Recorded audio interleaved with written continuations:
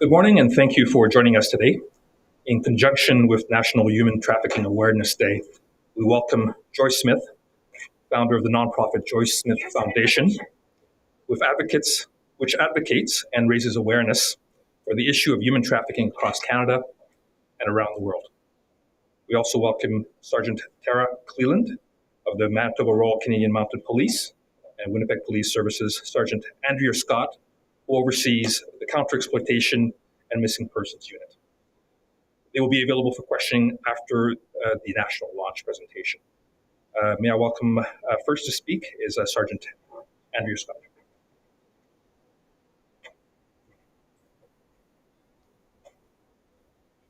Good morning. Thank you for joining us this morning as we help bring awareness to human trafficking. Human trafficking can occur in any city across this country, and only through education, awareness, information sharing, and campaigns like this one can we protect our youth and those most vulnerable in our community. The Winnipeg Police Service is committed to focusing enforcement efforts on those involved in the exploitation of women and girls. Collaborating and supporting the Joyce Smith Foundation's efforts, as well as pairing with the RCMP and other law enforcement agencies, are important steps in promoting human trafficking awareness. The Counter-Exploitation Unit works proactively with many of our community partners and look forward to continued collaboration to help the public see the traffic signs.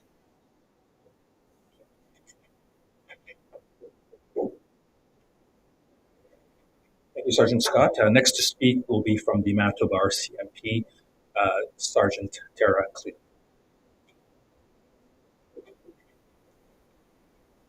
Good morning.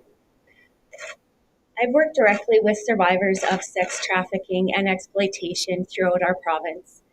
And today I want to reiterate that children and youth are being exploited right here in Manitoba. It's happening in our cities and our towns and all across Canada. Many of us would like to think that this would never happen to us or to our child or to someone that we love, but that it absolutely can. Every day, police officers from across the country are encountering survivors of human trafficking. The children and young people that are being trafficked and targeted come from all backgrounds and from every part of society.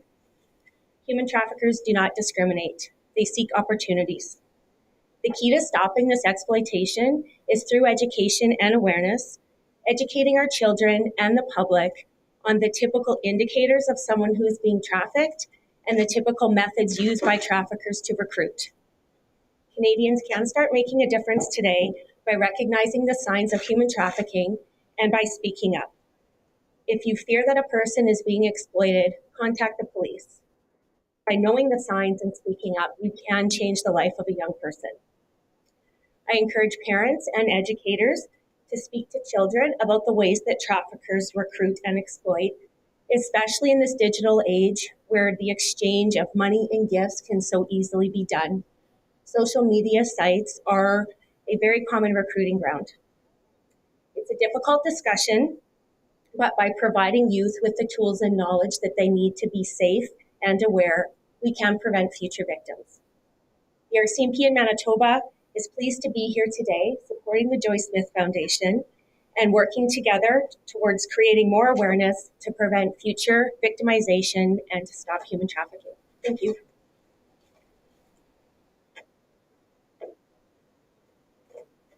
Thank you, Sergeant Cleland. And next we have Mrs. Joyce Smith of the Joyce Smith Foundation.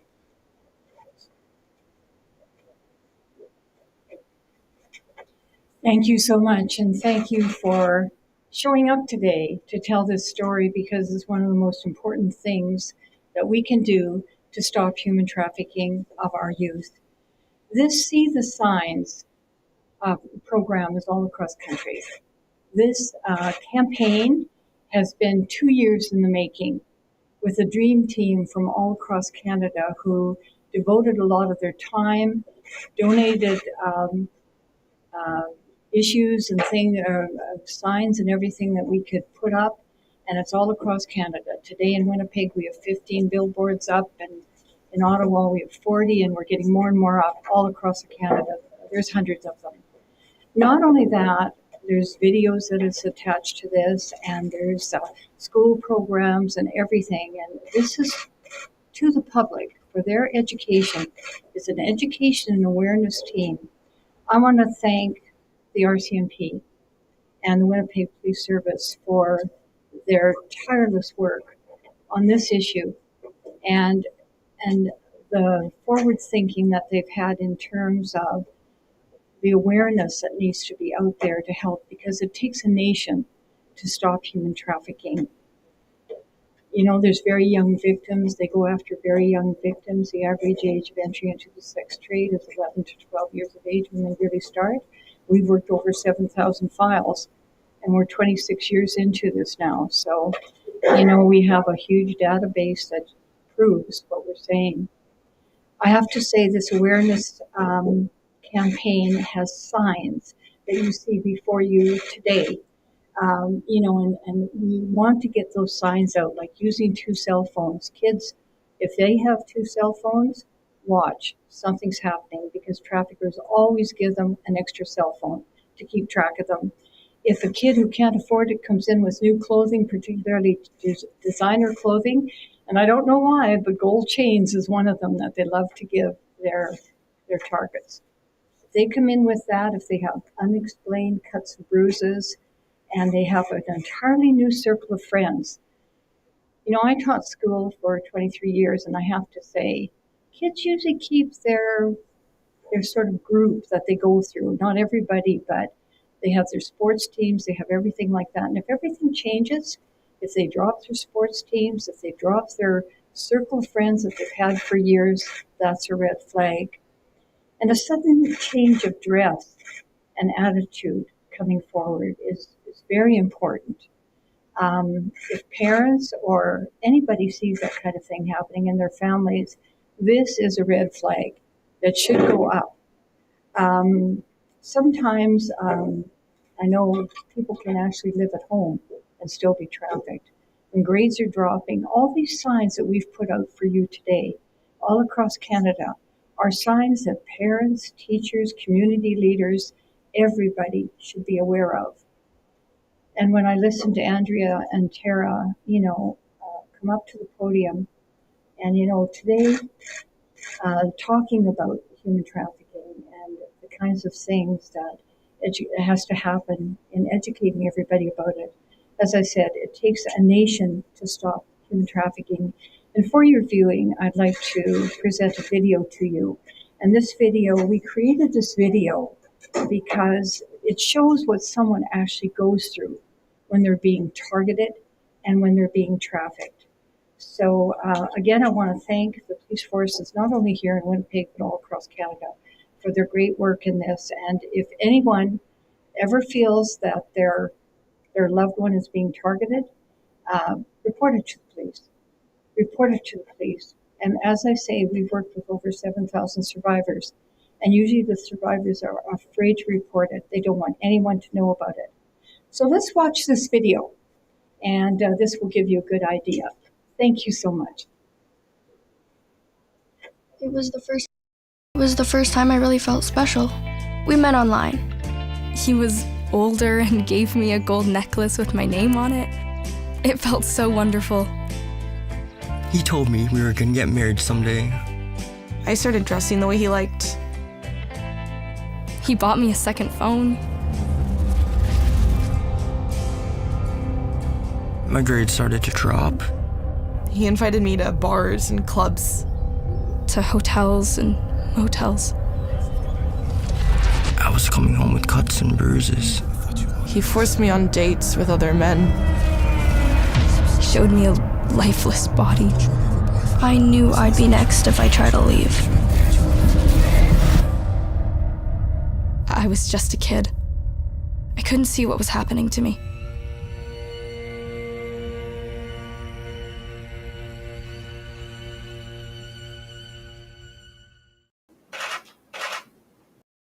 Was the Thank you, Mrs. Smith, for all the hard work you've done in the last couple of years to bring this awareness to the national front. Welcome any questions you have for either Mrs. Mrs. Smith or the sergeant at this point.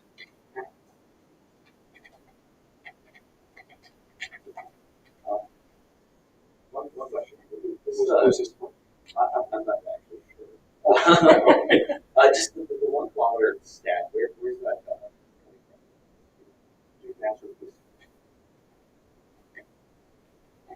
from?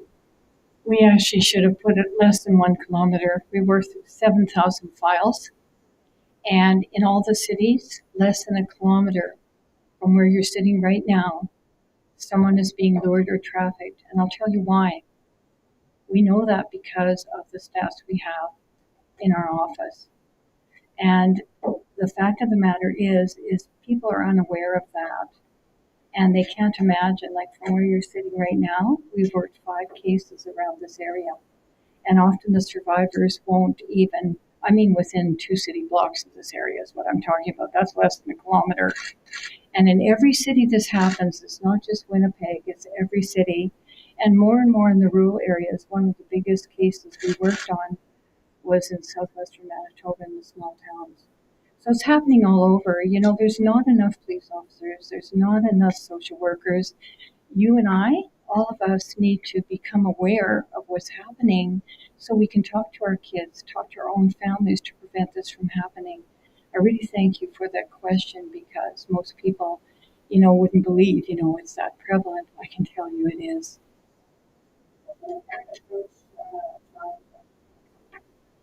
That's why we put the video together. That video will be uploaded onto the website. And on the website, we have the National Human Trafficking Education Center. It's education, education, education. And I have to say, an awareness. That's the greatest thing because, get on the website and just talk to your kids, and do it in a gentle way. Anything that we ever produce is done in a very gentle way that won't scare the kids, but just gives them awareness. We want this to be the conversation of families all across this country because it breaks my heart. I can't listen to another story. I keep telling my own kids that I can't listen to another story, but I keep listening to them because, we have an intervention program where we teach about how to recover from human trafficking, and I'm not sure you ever can in some ways, to be honest, but we have all these service providers who work so hard to help these people. We want to prevent it. This awareness and education program is geared to prevent it, and it's also geared to report to the police. Because a lot of our survivors are afraid to report because they're afraid their names will be out there. Their names are never out there. Anybody who reports, the police have the mechanisms to look it up. And sometimes, people can tell you stories and look things up and there's no validity to it. But in other cases, they can take down predators because that survivor has actually talked to the police. So, I really advocate that because we have a lot of resources. And we never had a resource like this in Canada where people could sit in their homes and they could get on the National Human Trafficking website and they could look at what parents need to know about human trafficking, and it's done in a very gracious way. No one will be afraid. To see the signs, you will see billboards here in Winnipeg. This morning we have 15 of them up right here in Winnipeg, and we have, 40 some in Ottawa, and we have Dartmouth, we have, Vancouver. They're all over. This has been over 2 years in the making. And so getting that education, and when you see that sign, talk to your kids about it. Say, I know where that sign comes from because this is what happens. It prevents human trafficking from happening. Thank you for your good question.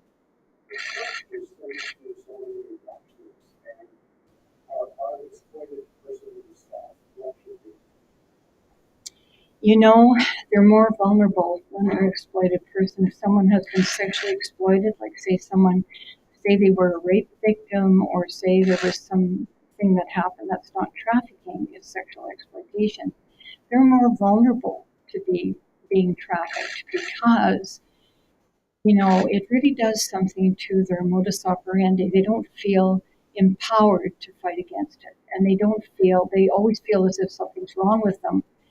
What we say to those people is, you know, the blame and shame should be on the perpetrators alone, not on you. You were a victim of a horrendous crime. And don't be afraid. We will help you, and we always tell them when we report the cases that we really think there's something can be done. We report them to the police. But I have to say that that is a really good question, because someone who's sexually exploited, I mean, they go through terrible trauma themselves. And they're more susceptible, as I said, to being trafficked because they don't feel empowered to get on top of it or have control. Because traffickers want power and control. That's what they want.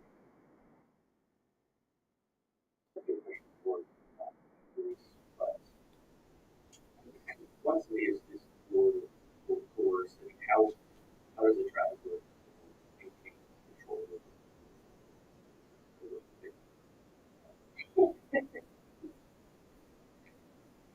Yeah, so very good question. I mean, a lot of the issues that we see are our victims or survivors don't want to come forward, right?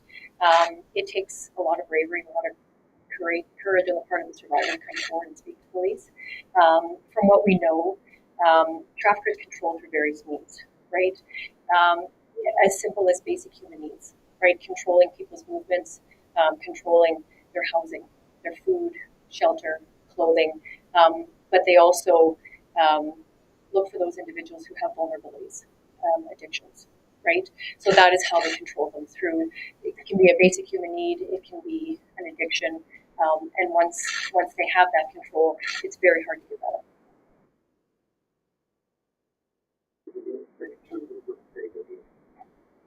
I wish this was time to investigate and investigate. Yes. Can you talk about how WPS investigates these sorts of crimes? Yeah. So, I mean, we receive exploitation investigations very regularly.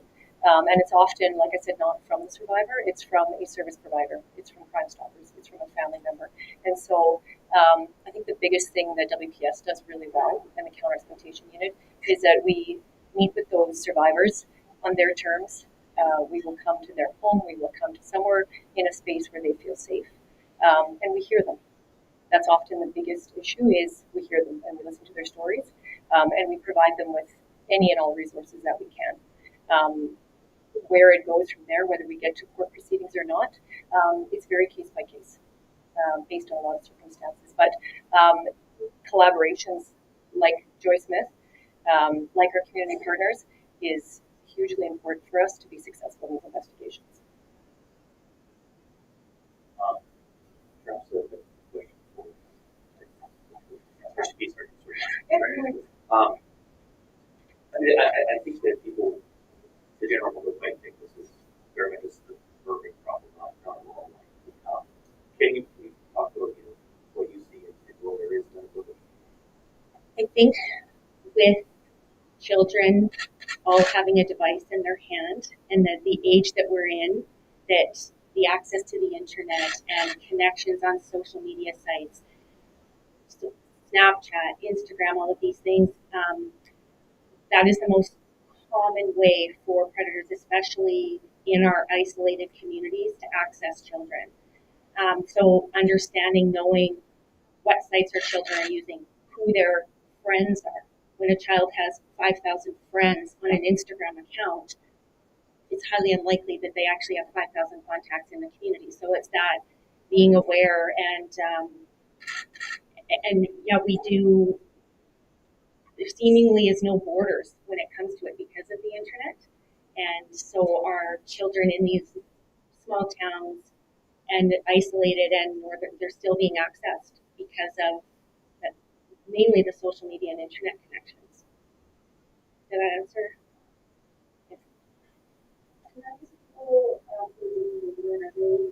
Yes.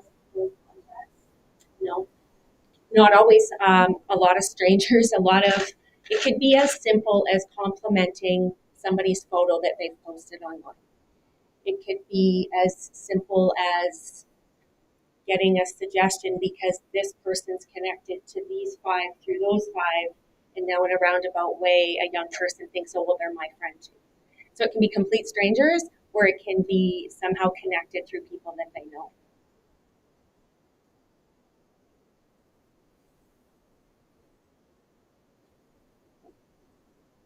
Are there any other questions? Okay. Good. On that note, we'll end today's press conference. Thank you very much for attending.